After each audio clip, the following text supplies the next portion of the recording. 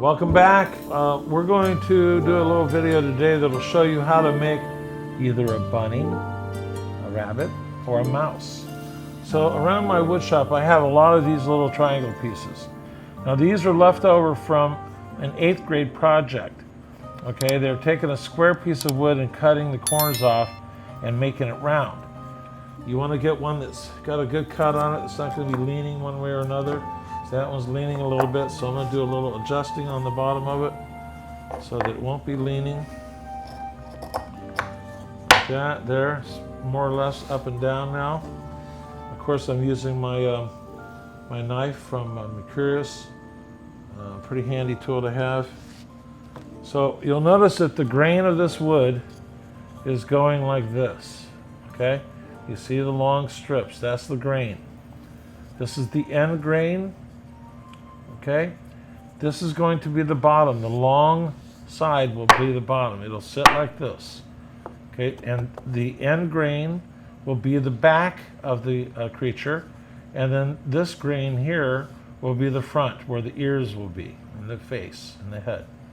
So simply using a pencil to mark this out, I'm going to create a shape that is basically rounded off like this in the back.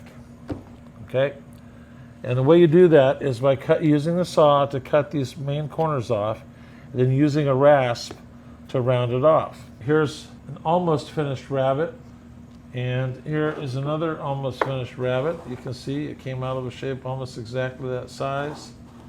The mouse and the rabbit are basically exactly the same. The only thing different is the shape of the ears, as you can see here. So I think what I'm going to make is a mouse out of this one. Okay, there's that one cut. Okay, so that's the beginning shape, as you can see.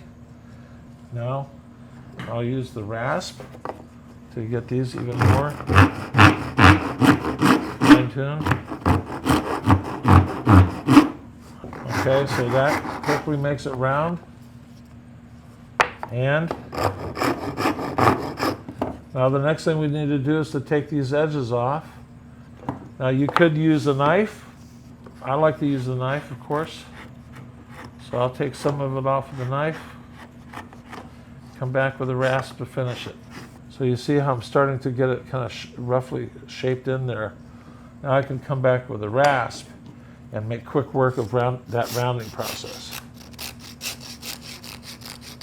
Now there's two techniques. One is to take the wood and rub it back and forth on the rasp, like I'm doing right now.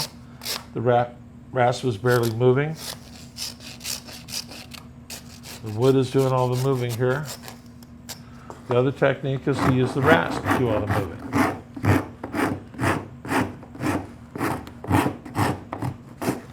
So I'm happy with the roundness of this.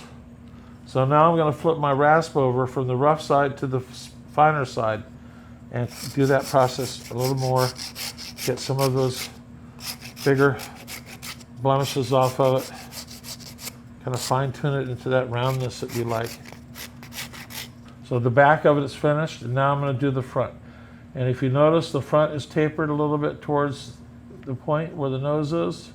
So basically what we're going to take is this corner off here and this corner off here. Again, I like using the knife, and it makes very quick work of this. So we've got the taper going, and now I'm going to use the rasp right here. I guess I could use a knife, but at this point it's kind of hard to hold it.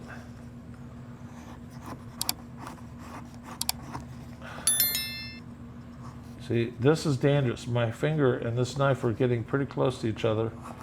That's a little scary. So now I'm going to come back in with a rasp, the rough side again, and I'm going to round that corner off just a bit into our taper. And the objective is you want to get all the flat surfaces off, or more or less off. So you just have a little very, very small amount of flatness here, a small amount of flatness here. I can see that this top needs a little bit more. Okay, so now we've got this basically as round as we want to get it. Now it's a matter of starting to put in our details. So now it's a matter of putting the legs on and the ears. Irregardless of whether this is a mouse or a rabbit, the leg is going to be the same. And I'll draw it on so you can see it. So that's basically the leg, the hip, and then the foot. And I look and kind of get it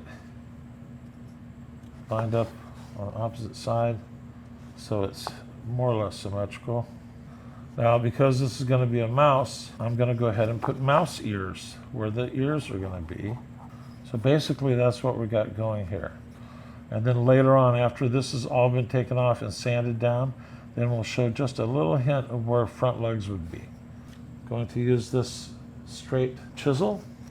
Going to hold it up here nice and solid. Wiggle it back and forth. Follow that line along.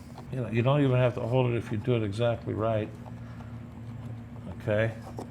And then keep moving it around so your hand is well out of the way in case it does slip. You don't want a tragedy to happen. And you go around the whole process again on the other side. One of the tricks that you learn is how to move the wood around so that your hand's going to be in the safest place. So there I've got those outlines put in. And now I'll use the little small gouge to start taking the wood away. So you don't have to make this very deep. Now this piece is probably the most dangerous piece to work on because it's so small.